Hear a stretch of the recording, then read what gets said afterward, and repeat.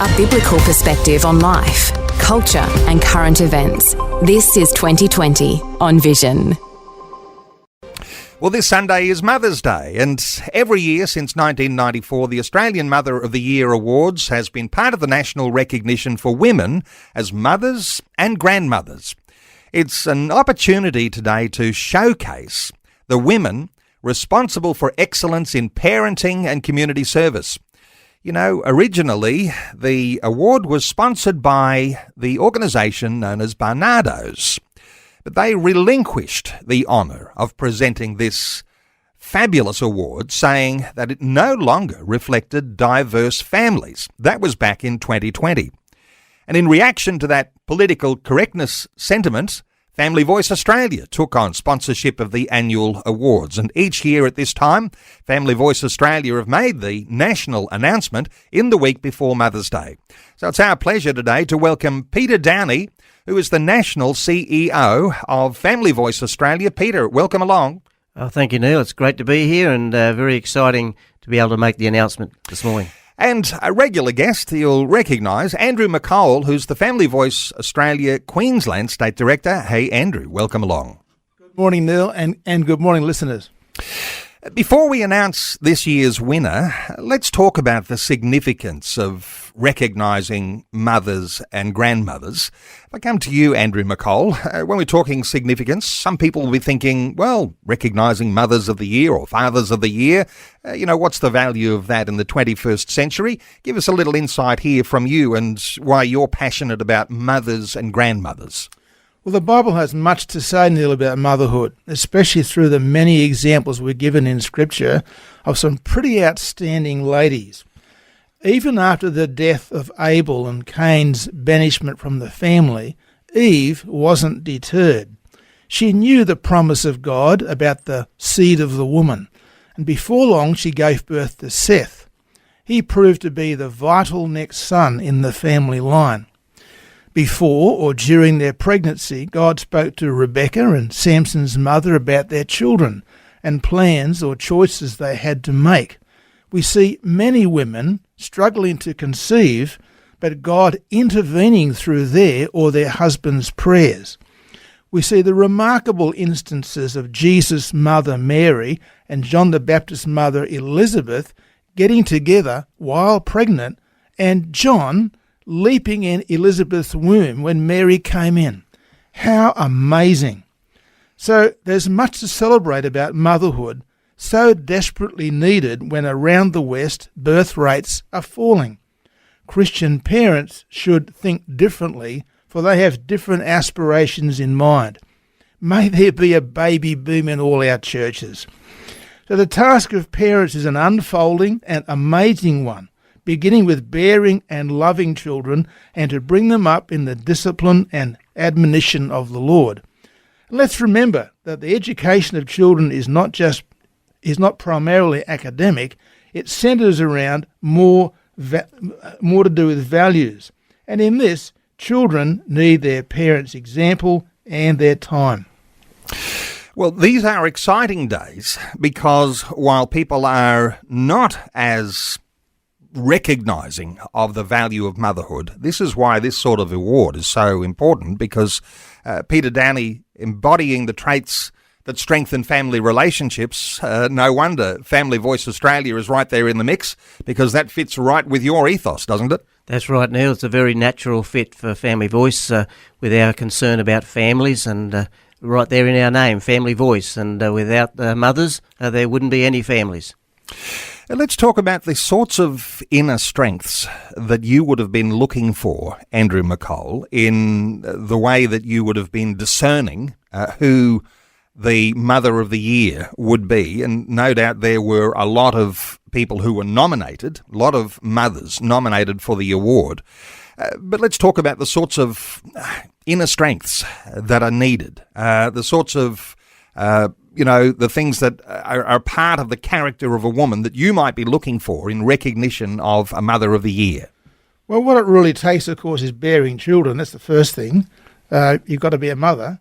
But secondly, the kind of attributes that you're describing, some of these things are actually pretty, so basic, but But what we want to value is women who have children, but who've got some real assets about them for their family that they've been demonstrating, and that's to do with fortitude in terms of having those convictions as that children are important, that the family is important.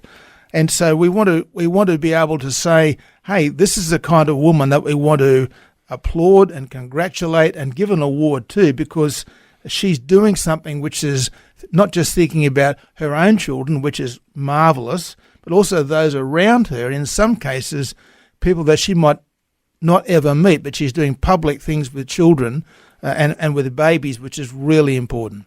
So I imagine there'd be a lot of people thinking, well, what makes a Mother of the Year? Is it because they've had a lot of children?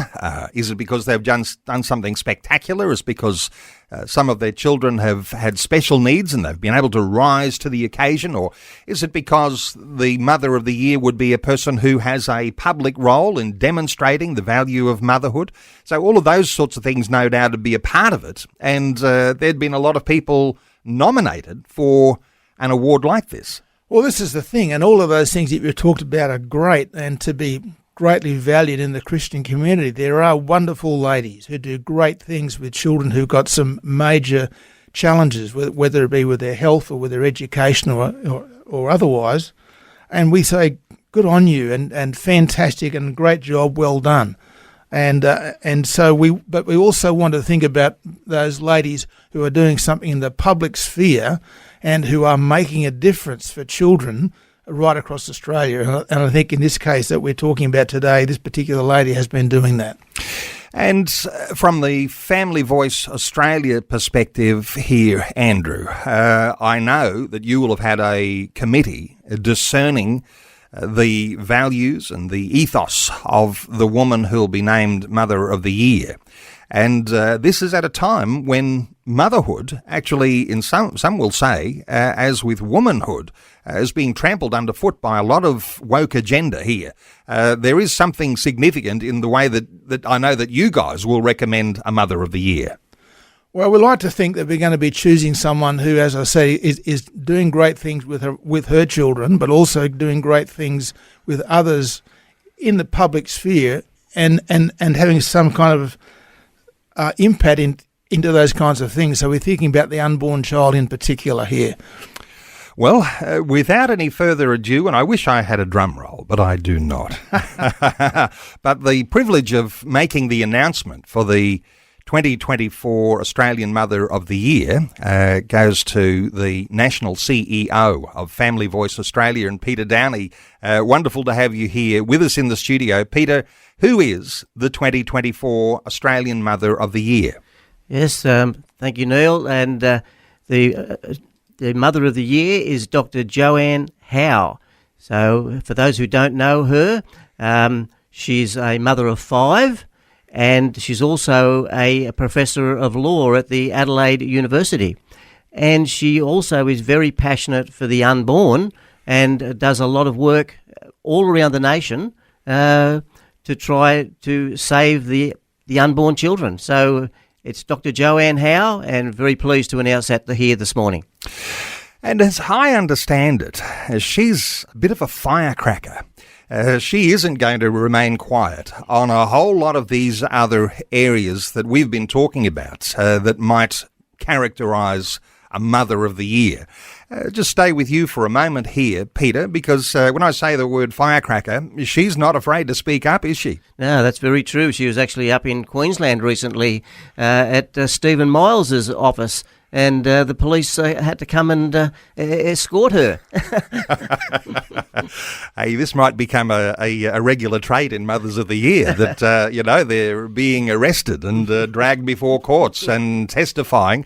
That's pretty significant. And, of course, that sort of courage, Andrew McColl, is something I imagine that when you recognise someone like Joanne, that sort of courage is something that mothers need to have in their own communities. Absolutely. And because of what's happening in our community today, and has been for 2 or 3 decades now, Dr. Howe is concerned not only as a mother raising her own family of 5 children, but especially for the unborn in danger of abortion, for newborns facing appalling neglect, and for mothers who themselves are preyed upon by the abortion industry.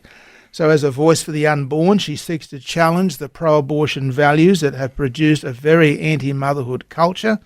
And like the mother of King Lemuel in Proverbs 31, Dr. Howe is concerned not only for her own offspring, but to urge the civic authority to speak up for those who cannot speak for themselves, for the rights of all those who are destitute.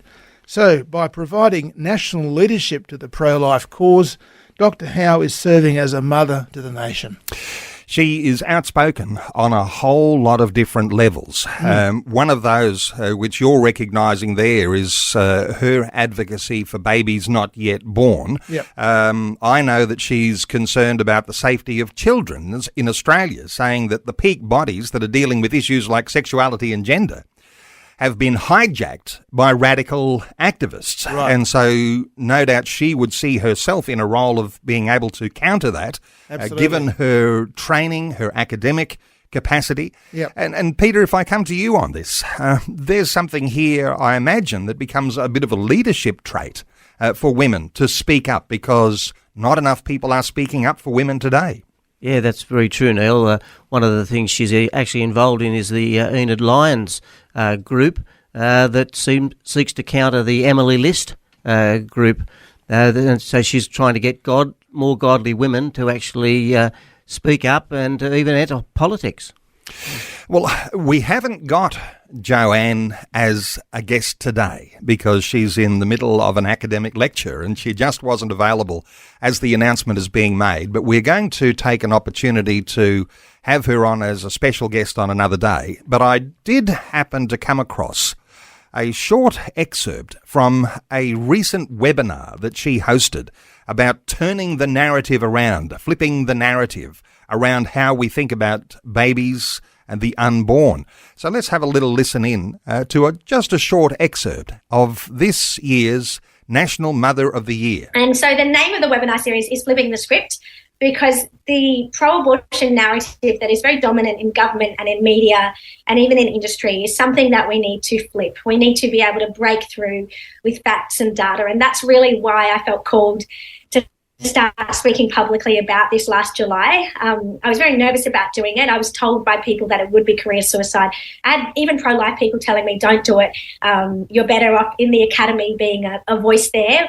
But I really did feel the call very deeply in my heart to do this. And so, I'm very grateful for all of you to be the early movers. I kind of feel like the people on this webinar right now, we're the start of a new generation because in many ways we've hit rock bottom in our country in terms of our abortion law. We really can't get any worse on abortion. We have abortion up to birth and on demand. We can start killing children after birth indiscriminately as well, but we're not at that point yet. At this point, we are at the most radical we could be on our abortion laws in that it's available for any reason. So we really do need to flip that script, and I think the people in this room here tonight are the people that are going to help do that.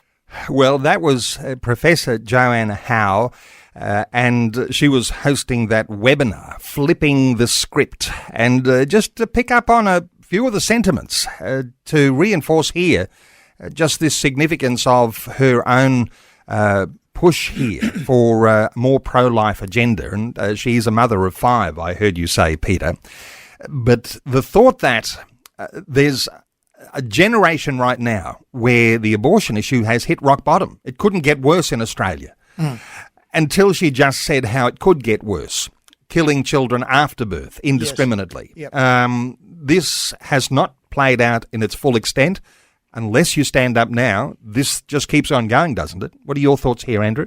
Absolutely, and this is where we need to be able to stand our ground and resist any sorts of pressures to say, oh, well, this child's got all these problems and impediments and health issues. Why don't we just deal with him or deal with her, as you're saying, Neil, because that's the next step that we could potentially go down. God helping us, it won't do that.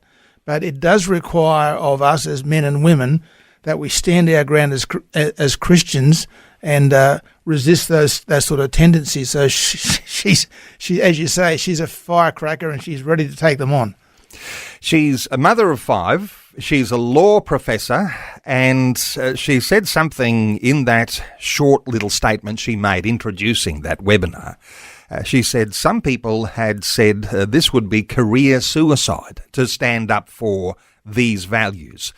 Peter, your thoughts here, because a lot of people in academia today going with the flow and just being swept along with these currents.